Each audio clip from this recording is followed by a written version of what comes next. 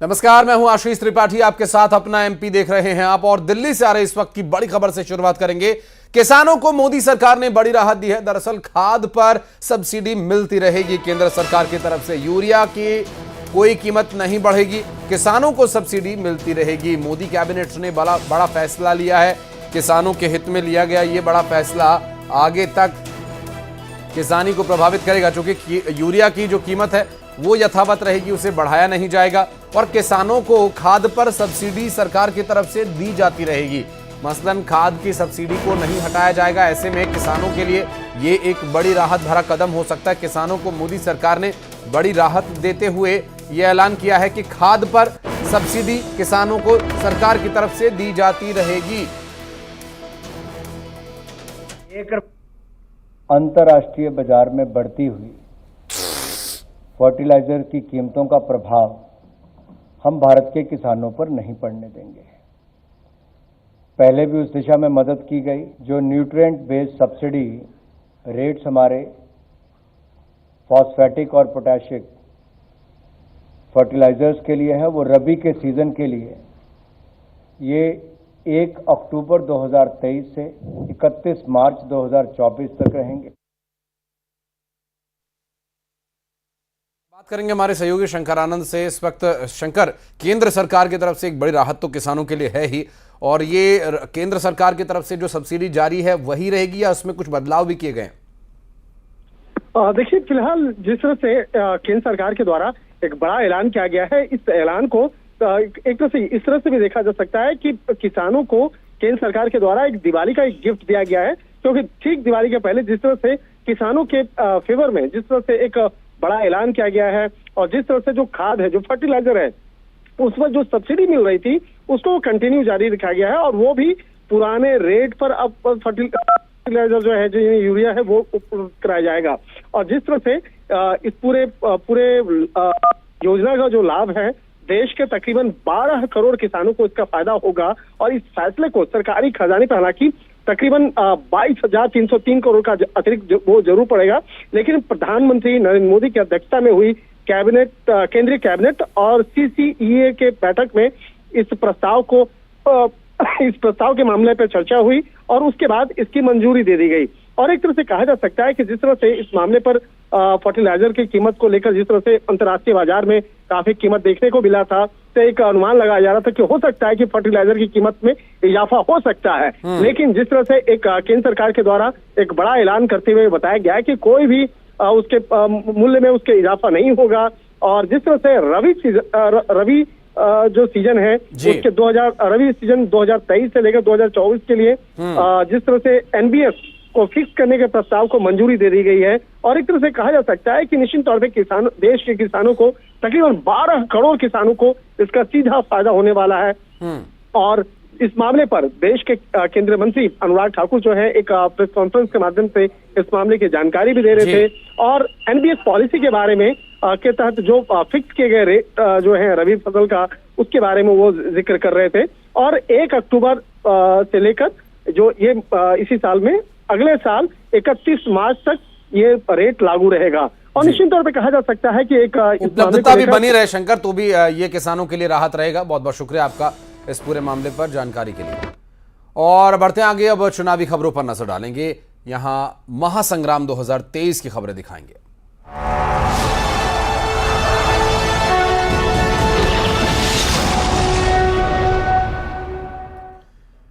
मध्य प्रदेश विधानसभा चुनाव के लिए कांग्रेस ने सभी 230 सीटों पर प्रत्याशी उतारने के बाद आज अपने 4 और प्रत्याशियों को बदल दिया। कांग्रेस ने सुमावली, पिपरिया, बड़नगर और जावरा सीटों पर अपने उम्मीदवारों को बदल दिया। इस लिस्ट में कांग्रेस ने सुमावली से अजब सिंह कुशवाहा, पिपरिया से वीरेंद्र बिलवंशी, बड़नगर से मुरली मोरवाल और जावरा से वीरेंद्र सिंह सोलंकी को मैदान में उतारा है। इससे पहले कांग्रेस ने जावरा से हिम्मत श्रीमाल, सुमावली से कुलदीप सिकरवार, पिपरिया से गुरचरण खरे, वडनगर से राजेंद्र सोलंकी को टिकट दिया था। और इससे पहले भी कांग्रेस ने 3 सीटों पर अपने उम्मीदवार बदले थे। बदली गई सीटों में कांग्रेस ने नरसिंहपुर की गोटेगांव से नर्मदा प्रसाद प्रजापति को प्रत्याशी बनाया था। पहले यहां से शेखर चौधरी को टिकट दिया गया था। दतिया से कांग्रेस ने पहले अवधेश नायक को टिकट दिया था और फिर बाद में राजेंद्र भारती को मैदान में उतारा। वहीं पिछोर सीट से कांग्रेस ने अरविंद सिंह लोधी पर भरोसा जताया है। पहले शैलेंद्र सिंह को यहां से टिकट दिया गया था और अब कांग्रेस पार्टी ने यहां पर उम्मीदवारों के बदलाव करते हुए टिकट बदल दिए हैं। अब देखना होगा कि बदले गए टिकट्स में क्या स्थिति रहती है कांग्रेस पार्टी के सामने इस चुनाव में। चूंकि जिस तरह से पार्टी के द्वारा यह टिकट बदला गया है, अब जो पहले टिकट की मांग को लेकर ये विचार कर रहे थे कि टिकट उन्हें मिलेगा या नहीं, अब टिकट उनके सलाह पर या उनकी मांग पर बदल दिया गया है। और बढ़ते हैं आगे, आपको बता दें कि इस पूरे बदलाव के बीच बैतूल में सीएम का कांग्रेस पर निशाना। दरअसल सीएम शिवराज ने कमलनाथ पर निशाना साधा। सीएम ने कहा कि कमलनाथ ने पहले टिकट बांट दिए, फिर कपड़े फटे तो कई टिकट बदल दिए गए। पूरी कांग्रेस कपड़ा फाड़ कांग्रेस हो गई है। बीजेपी को जनता का भारी समर्थन मिल रहा है। दरअसल कांग्रेस पार्टी की तरफ से टिकट में बदलाव के बाद बड़ा बयान मुख्यमंत्री शिवराज सिंह चौहान का।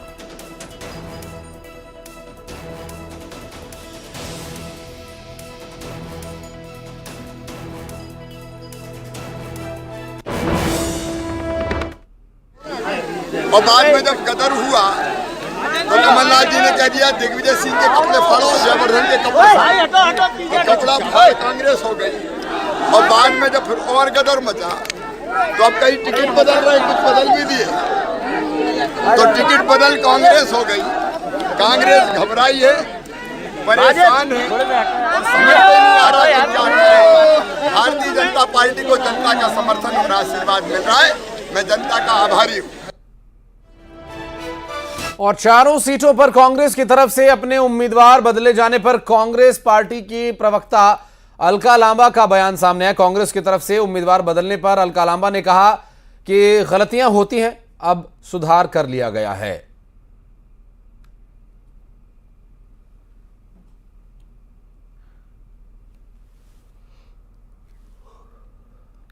तो आपको बता दें कि जिस तरह से कांग्रेस पार्टी की तरफ से ये बदलाव किया गया, कांग्रेस पार्टी ने अपने प्रत्याशियों को टिकट जो दिए थे, अब उनमें से 7 के लगभग जो है प्रत्याशी बदल दिए गए हैं। डिप्टी कलेक्टर रही निशा बांगरे ने एक बड़ा ऐलान किया। न्यूज 18 से बात करते हुए निशा बांगरे ने कहा कि अगर कांग्रेस ने टिकट नहीं दिया तो वो किसी और दल या फिर निर्दलीय भी चुनाव लड़ सकती हैं। निशा बांगरे ने कहा कि उन्होंने कांग्रेस को शाम तक का फैसला करने के लिए कहा है और बांगरे ने कल नामांकन भरने की भी बात कही है।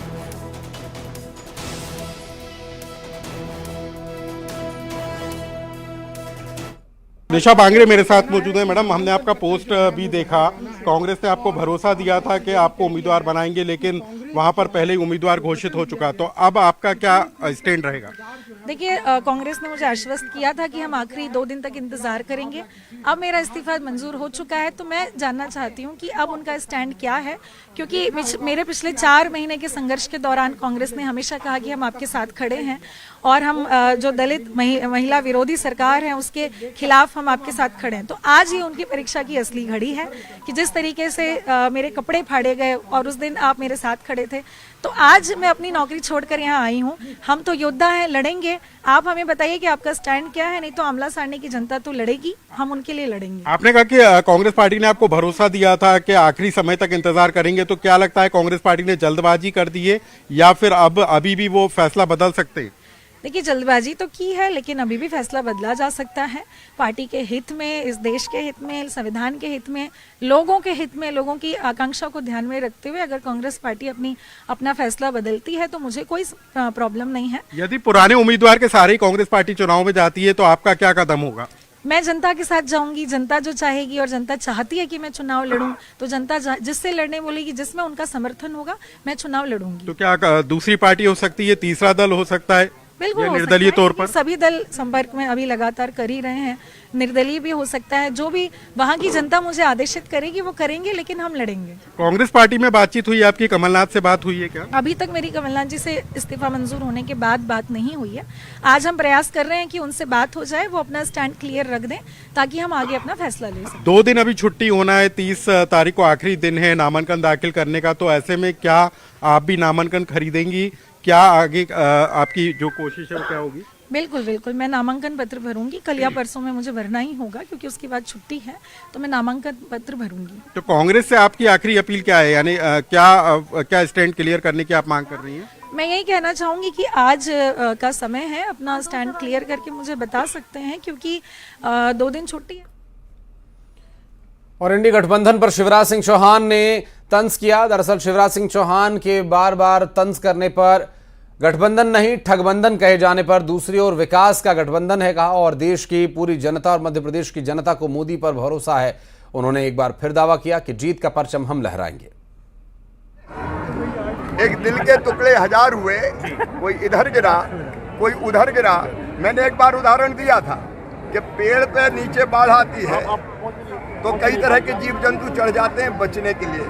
नरेंद्र मोदी जी के समर्थन की बाढ़ के कारण एक पेड़ पे ये चढ़े जरूर, लेकिन पेड़ पे जब चढ़ते हैं बाढ़ में तो ना तो बंदर आपके खीसे निपोरता है, ना लड़ैया काटता है, ना सांप फुफकारता है, ना आदमी मारता है। सब अपनी जान बचाने इकट्ठे बैठे रहते हैं। ये तो बाढ़ में भी कोई काट रहा है, कोई फुफकार रहा है, कोई अखिलेश बखलेश कह रहा है। ये हालत है। तो ये इंडी गठबंधन तो बनने के पहले ही बिखर गए। और उज्जैन से बड़ी खबर आपको बता दें, कार और बाइक की भीषण टक्कर हादसे में 3 लोगों की मौत हो गई। दरअसल उन्हेल मार्ग पर यह हादसा हुआ और एक महिला और 2 पुरुष की मौत हो गई। घटनास्थल पर ही दर्दनाक मौत हुई। घायलों को जिला अस्पताल पहुंचाया गया। उन्हेल थाना इलाके के कुंडला के ये लोग बताए जा रहे हैं जहां पर यह दुर्घटना हुई। दरअसल इस हादसे में भीषण टक्कर में 2 लोगों की जान चली गई। आपको बता दें कि 2 पुरुषों की और एक महिला समेत कुल 3 लोगों की जान चली गई इसमें। और हादसा उन्हेल मार्ग पर हुआ जहां पर एक महिला और 2 पुरुषों की मौत हो गई। घटनास्थल पर ही यह दर्दनाक मौत हुई। हालांकि घायलों को अस्पताल पहुंचाया गया जहां उन्हें ट्रीटमेंट दिया जा रहा है। इस दुर्घटना का जो कारण है अभी तक स्पष्ट नहीं हो पाया है।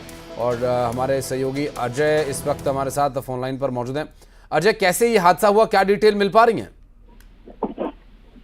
ये देखिए, उज्जैन के उन्हेल रोड की घटना है। टोल प्लाजा के पास में उज्जैन की ओर से उन्हेल की ओर जा रही अर्टिगा कार ने 2 मोटरसाइकिल सवारों को टक्कर मारी है, जिसमें 2 महिलाएं और 2 पुरुष की मौत हुई है। घटना स्थल पर ही उनकी मौत हो चुकी है, जिसमें मोटरसाइकिल जलकर पूरी तरीके से खाक हो चुकी है। घटना की जानकारी लगते ही पुलिस मौके पर पहुंची और मृतकों को जो है उज्जैन जिला अस्पताल जो है पोस्टमार्टम के लिए पहुंचाया। इसके बाद जो अर्टिगा कार में जो लोग घायल थे उनको उपचार के लिए पहुंचाया है। फिलहाल इस पूरे मामले में पुलिस जांच कर रही है कि आखिरकार घटनाक्रम कैसे हुआ है और इसके पीछे कौन दोषी है। इस पे जो है जांच करने के बाद ही आगे कुछ कह पाया जाएगा। इस हादसे में अभी स्थिति ये है कि 3 लोगों की मौत हो गई। घायलों को अभी हॉस्पिटल में एडमिट कराया गया, जैसा कि हमारे सहयोगी भी बता रहे हैं। बहुत शुक्रिया आपका इस पूरे मामले पर जानकारी देने के लिए। और इंदौर में एटीएम लूटने वाले गिरोह का पुलिस ने पर्दाफाश किया। दरअसल गैंग के 3 आरोपियों को पुलिस ने गिरफ्तार किया और पकड़े गए आरोपियों से 11,35,000 रुपए बरामद किए गए। राजस्थान के अलवर के रहने वाले ये सभी बदमाश बताए जा रहे हैं। हरियाणा, गुरुग्राम और जयपुर में ये वारदातों को अंजाम दे चुके हैं। अब तक पुलिस ने यहां पर कुछ आरोपियों को गिरफ्तार किया है, जिसमें 3 सदस्य बताए जा रहे हैं जिनके पास से 11 लाख रुपए से ज्यादा की रकम भी बरामद हुई है। एटीएम लूटने वाले गिरोह का पर्दाफाश हुआ है।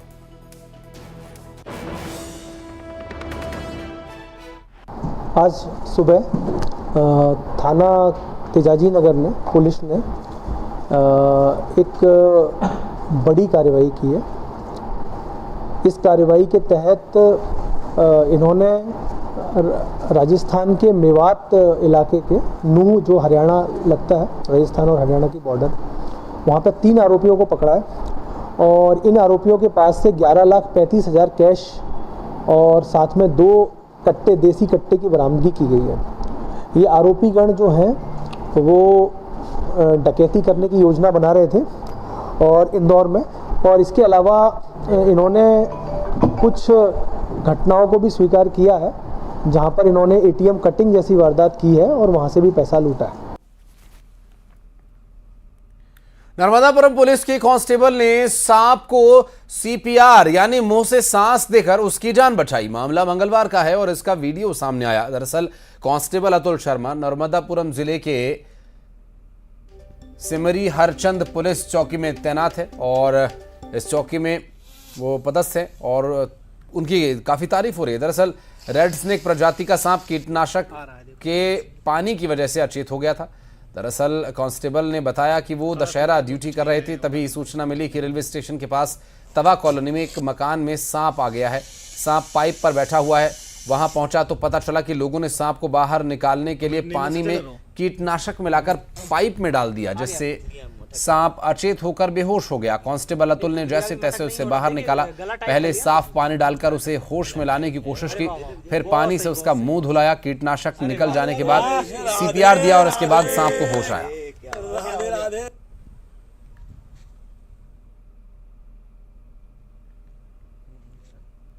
अंदर से पानी निकल जाएगा उसका, ये मालूम।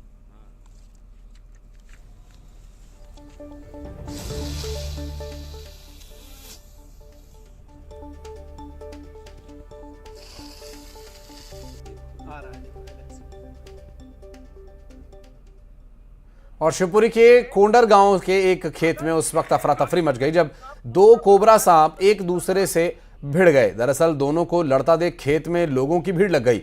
वहीं पास में ही एक नागिन भी नजर आई। सांपों को लड़ता देख तुरंत स्नेक कैचर मौके पर बुलाए गए। इसकी ऑक्सीजन के लिए हमने इसमें छेद भी करे हैं ताकि ये आराम से ऑक्सीजन ले। और अब खबरें 25 सेकंड्स में। एमपी में कांग्रेस ने 4 सीटों पर